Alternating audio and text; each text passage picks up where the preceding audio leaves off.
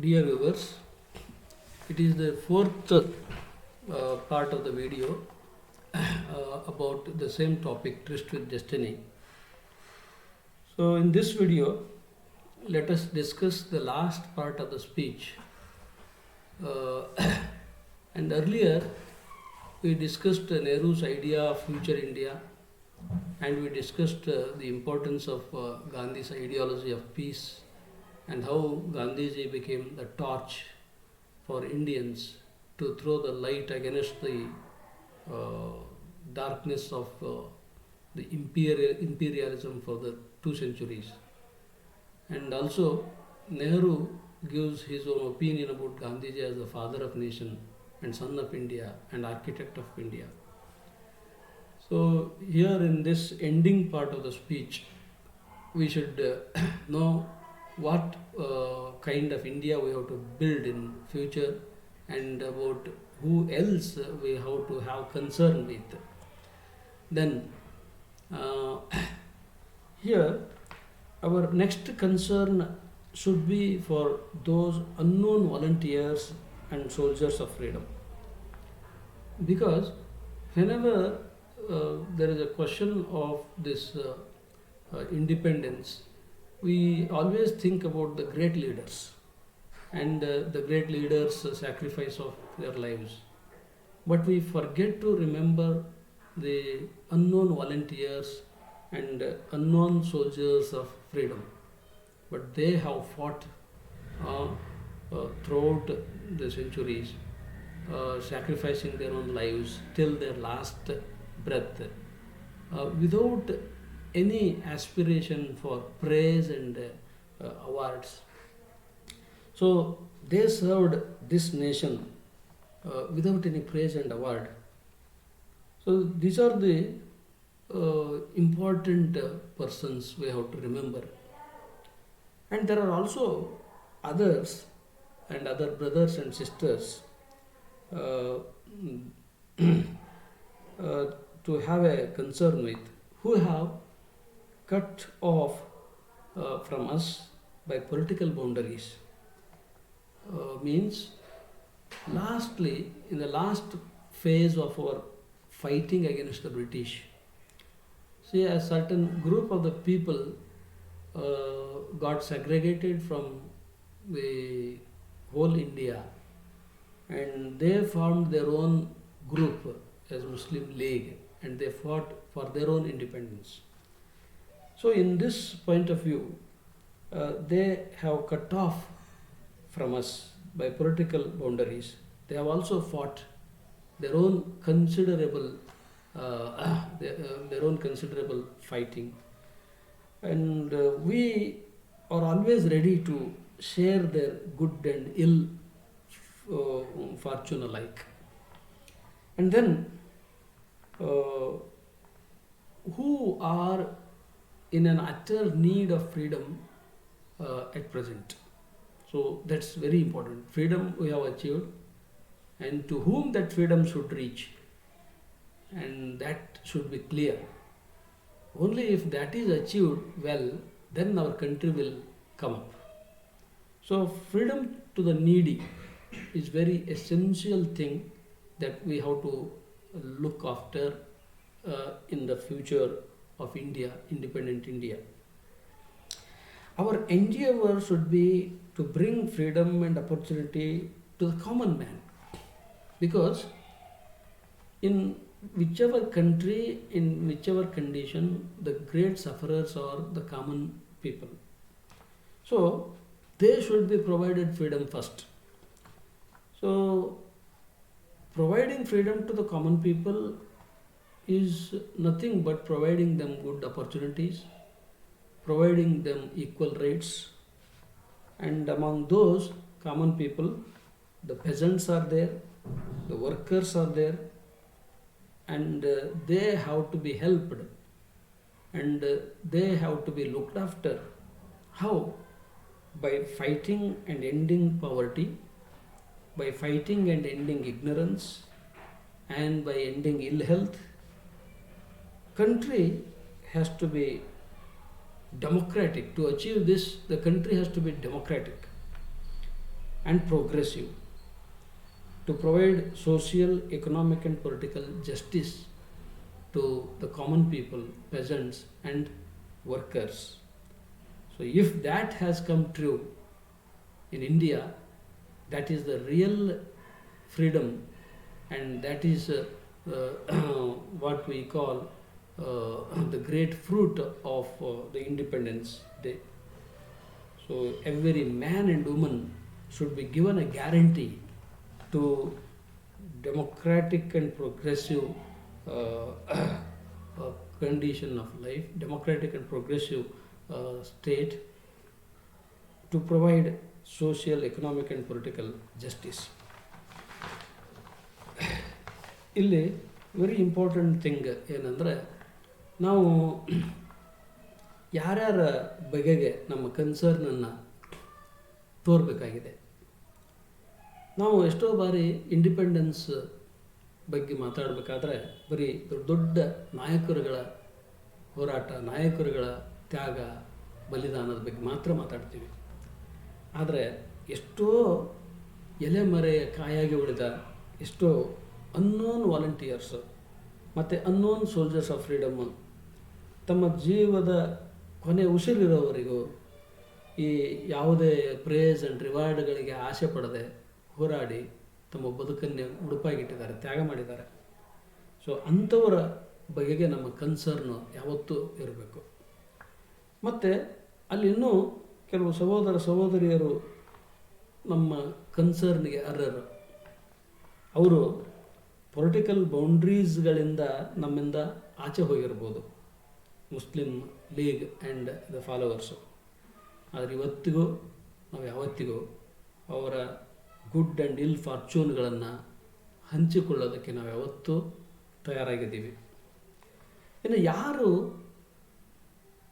ನಿಜ ಅರ್ಥದಲ್ಲಿ ಸ್ವಾತಂತ್ರ್ಯದ ಒಂದು ನೀಡಲ್ಲಿ ಇರೋರು, ಯಾರು ನಿಜ ಅರ್ಥದಲ್ಲಿ ಸ್ವಾತಂತ್ರ್ಯದ ಅವಶ್ಯಕತೆಯನ್ನು ಹೊಂದಿರೋರು ಯಾರು ಅಂದರೆ, ನಾವು ಯಾವತ್ತು ಫ್ರೀಡಮ್ ಆ್ಯಂಡ್ ಅಪರ್ಚುನಿಟಿಯನ್ನು ತಂದುಕೊಡ್ಬೇಕಾಗಿರೋದು ಕಾಮನ್ ಮ್ಯಾನ್ಗೆ. ಕಾಮನ್ ಮ್ಯಾನ್ ಅಂದರೆ ಅವನು ಪೆಸೆಂಟ್ ಇರ್ಬೋದು, ವರ್ಕರ್ಸ್ ಇರ್ಬೋದು. ಅವ್ರಿಗೆ ಫ್ರೀಡಮನ್ನು ತಂದುಕೊಡೋದು ಅಂದರೆ ಹೇಗೆ? ಅವರು ಯಾವ್ಯಾವುದರಿಂದ ಬಳಲ್ತಾ ಇದ್ದಾರೋ ಅವನ್ನೆಲ್ಲ we have to fight them out.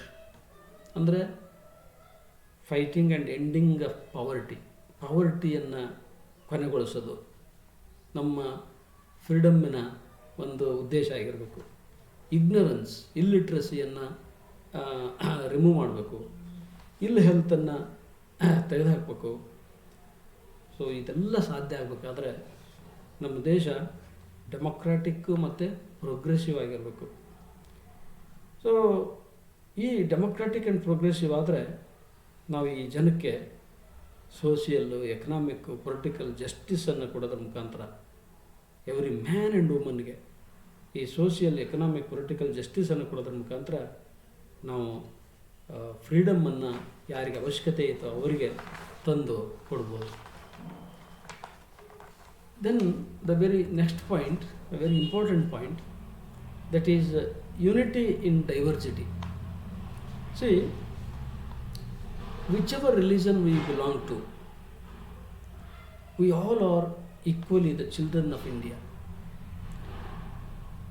Because India is a country of many religions, India is a country of many cultures, India is a country of many languages, many communities, and that's why the Indians belong to India, but they practice their own religion and they practice their own culture and they speak their own language, and that is why India is known for its unity in diversity and diversity in unity.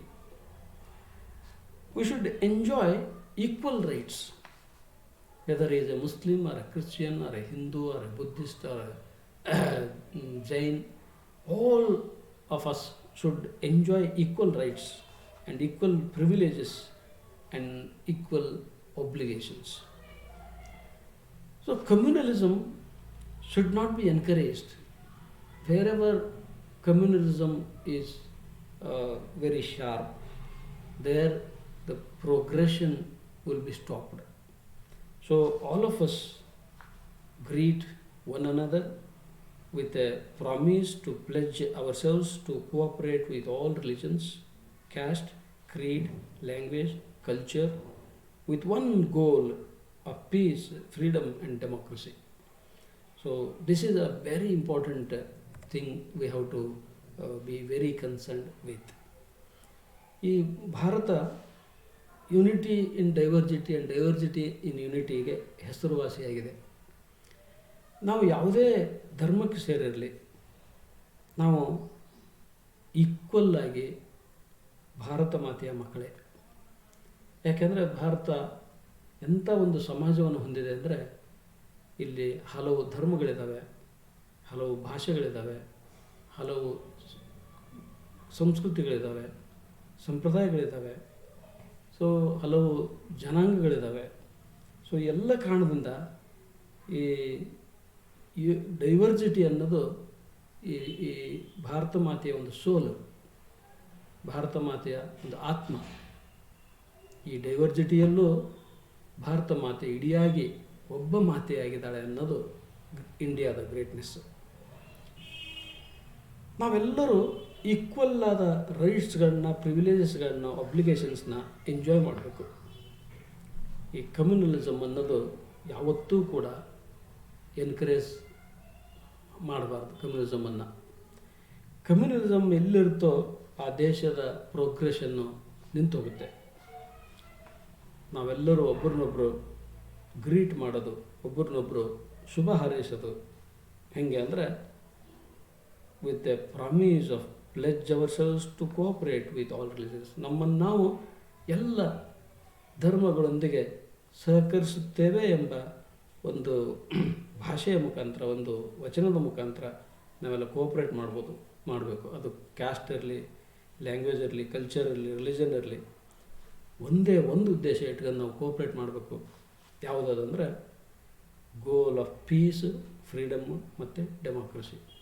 ಇಲ್ಲಿ ಶಾಂತಿಯನ್ನು ಸ್ಥಾಪಿಸೋದು ಮತ್ತು ನಮಗೆ ದಕ್ಕಿರುವ ಸ್ವಾತಂತ್ರ್ಯವನ್ನು ಯಾವತ್ತೂ ಕೂಡ ರಕ್ಷಣೆ ಮಾಡಿಕೊಳ್ಳೋದು ಮತ್ತು ಡೆಮಾಕ್ರಸಿಯನ್ನು ಸ್ಥಾಪನೆ ಮಾಡೋದು. ಸೊ ಈ ಎಲ್ಲ ಉದ್ದೇಶಗಳೊಂದಿಗೆ ಈ ದೇಶವನ್ನು ನಾವು ಮುನ್ನಡೆಸಬೇಕು ಅನ್ನೋದು the ultimate message of this speech. So in the last few words of conclusion, I would like to tell you, as a whole, the speech awakes the Indians emotionally.